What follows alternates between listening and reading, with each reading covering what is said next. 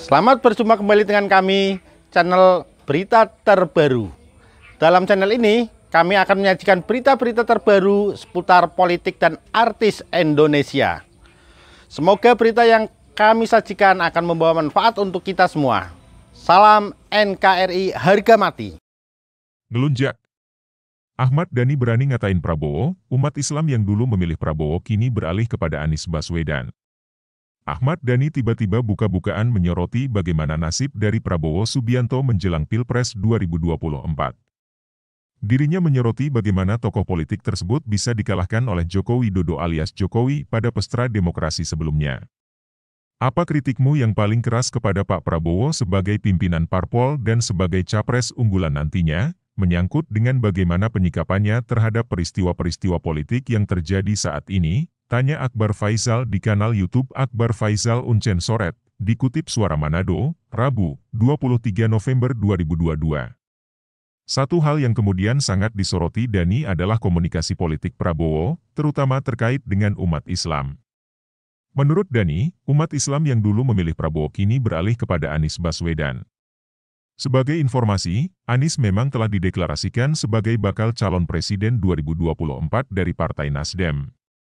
Saya akan ngomong bahwa Pak Prabowo ini kurang perfect dalam komunikasi politik. Misalnya saat pertama bergabung dengan pemerintahan Jokowi, harusnya komunikasinya lebih baik, ujar Dhani.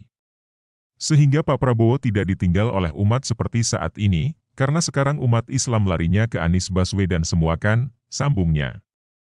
Bahkan suami dari Mulan Jamila itu sempat berandai-andai bila tidak dipenjara beberapa tahun lalu.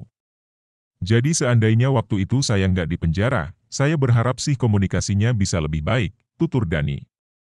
Jangan sampai Pak Prabowo ditinggal oleh konstituen, harusnya komunikasinya bisa lebih baik, sambungnya. Dhani mengaitkan pernyataannya dengan jumlah pemilih Partai Gerindra dan Prabowo sendiri di pemilu 2019.